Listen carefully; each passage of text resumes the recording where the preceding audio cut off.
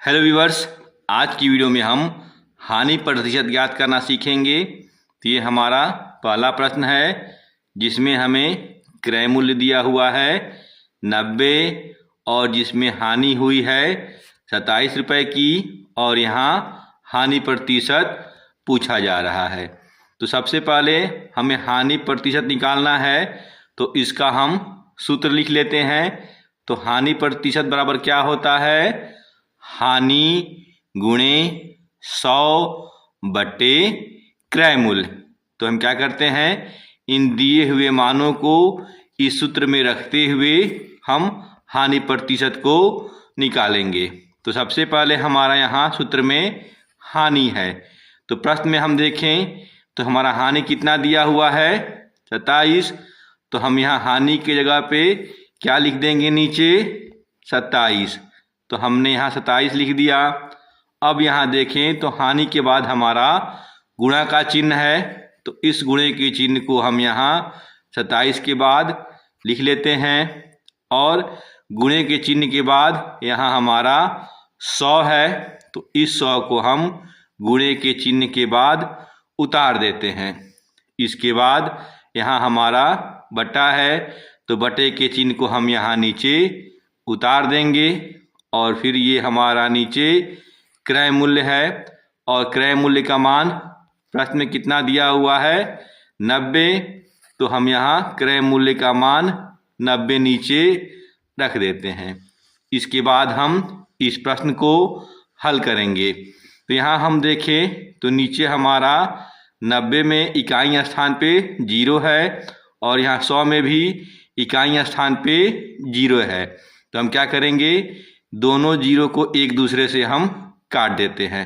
तो हम नीचे के 0 से ऊपर के एक 0 को काट देते हैं। तो हमने नीचे के एक 0 से ऊपर का एक 0 काट दिया। इसके बाद हमारा नीचे क्या बच गया? 9 और ऊपर बच गया हमारा 27 गुणा 10। तो अब हमें ऐसी संख्या लेनी है कि नीचे की संख्या और ऊपर की संख्याओं को पूरा पूरा काट दे। जैसे यहाँ अगर हम 9 लेते हैं तो 9 हमारा 9 को पूरा पूरा काट देगा और 27 को भी 3 बार में पूरा पूरा काट देगा। तो हम सबसे पहले क्या करते हैं, 9 से नीचे भाग देंगे 9 में, तो हमें क्या मिलेगा भागफल में? 1। तो हम 9 को काट करके 9 से और 1 लिख देते हैं। ठीक उसी प्रकार 27 को भी जब हम 9 से ही काटेंगे तो हमें क्या मिलेगा भागफल में? 3। तो हम यहाँ 27 को काट करके और 3 लिख देते हैं। अब यहाँ नीचे हमारा 1 रह गया, तो अब हम ऊपर की संख्याओं को नहीं काट सकते हैं। तो अब हम क्या करेंगे, अब हम ऊपर की संख्याओं का गुणा कर देंगे। तो ऊपर हमारा क्या बच गया है? 3 गुणा 10। तो हम 3 में क्या करते हैं, 10 से गुणा करते हैं। तो 3 दहा में कितना होता है? 30। तो हम यहाँ 30 लिख देंगे और नीचे चूंकि हमारा 1 है हर में, तो हम उसको नहीं लिखेंगे। अगर 1 से बड़ा कोई मान होता तो हम उसको यहाँ नीचे हर के रूप में लिखते। फिलहाल यहाँ नीचे 1 है हर में, तो इसको हम छोड़ देते हैं और चूंकि हमने यहाँ हानि प्रतिशत निकाला है तो हम यहाँ प्रतिशत का चिन्ह भी लगा देते हैं। तो इस प्रकार ये जो हमारा प्रश्न था इसमें हानि प्रतिशत कितना आया? तो इसका उत्तर होगा 30%। तो इस प्रकार हम हानि प्रतिशत को निकालते हैं। आइए एक और प्रश्न से इस कॉन्सेप्ट को समझने की कोशिश करते हैं। अब यहाँ क्रय मूल्य हमारा दिया हुआ है 700, हानि दी हुई है 63 और विक्रय मूल्य दिया हुआ है हमारा 637 और हमें निकालना है हानि प्रतिशत। तो यहाँ अगर हमें क्रय मूल्य और हानि दी हुई है तो हमें विक्रय मूल्य की ज़रूरत नहीं पड़ती है। ये हमारा केवल एक प्रश्न में कंफ्यूज करने के लिए दिया जाता है। तो हमें इस चीज़ को ध्यान देना है। हमें केवल क्या जरूरत पड़ेगी? क्रय मूल्य और हानि की। तो हम क्या करेंगे, अब सीधे सीधे हानि प्रतिशत का सूत्र लिख देंगे, जो कि क्या होता है, हानि गुणा 100 बटे क्रय मूल्य। और इसके बाद हम इसमें इनका मान रखते हुए और प्रश्न को हल कर लेते हैं। तो सबसे पहले हमारा यहाँ हानि है, तो हानि का मान कितना दिया हुआ है प्रश्न में, 63। तो इस 63 को हम यहाँ नीचे लिख लेते हैं। इसके बाद हमारा ये गुणा का चिन्ह है, तो हम गुणे के चिन्ह को भी 63 के बाद उतार देते हैं। और गुणे के चिन्ह के बाद हमारा 100 है, तो इस 100 को भी हम यहाँ गुणे के बाद लिख देते हैं। इसके बाद ये हमारा बटा का चिन्ह है, तो हम यहाँ नीचे बटा का चिन्ह को उतार देते हैं। फिर ये हमारा क्रय मूल्य है, और क्रय मूल्य यहाँ प्रश्न में कितना दिया हुआ है, 700। तो इस 700 को हम यहाँ नीचे क्रय मूल्य के स्थान पे उतार देते हैं। अब हम इन संख्याओं को हल करेंगे।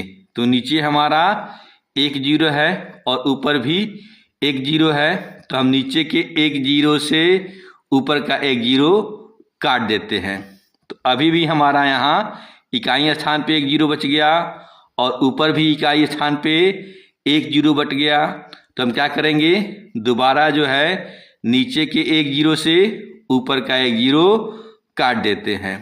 अब हमारा नीचे क्या बच गया, 7, और ऊपर हमारा बच गया 63 गुना 1। तो हम क्या करेंगे, ऐसी संख्या लेंगे जो कि ऊपर और नीचे दोनों ही संख्याओं को पूरा पूरा काट दे। अगर हम 7 को लेते हैं तो 7 हमारा 700 से तो कट ही जाएगा, और 63 भी हमारा 7 से पूरा पूरा कट जाता है। तो हम क्या करेंगे, 7 से अंश और हर दोनों संख्याओं में भाग देंगे। तो सबसे पहले हम 7 में जब 7 से भाग देते हैं तो हमें क्या मिलता है भागफल में, 1।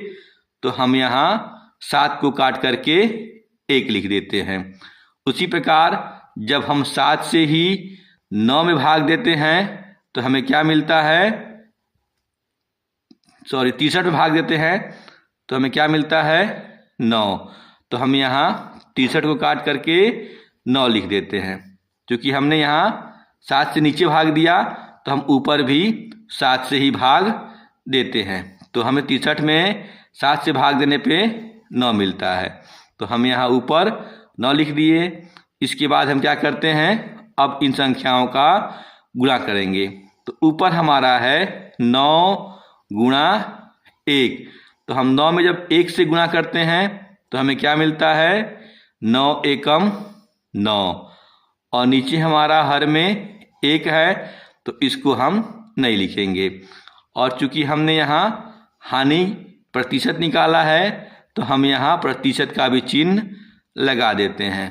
तो इस प्रकार यहाँ प्रश्न में जो हमारा हानि प्रतिशत पूछा जा रहा था, इसका उत्तर क्या आएगा, 9%। तो ये तरीका होता है हानि प्रतिशत को निकालने का। तो ये एक अभ्यास प्रश्न है, इसका उत्तर आप कमेंट में दें।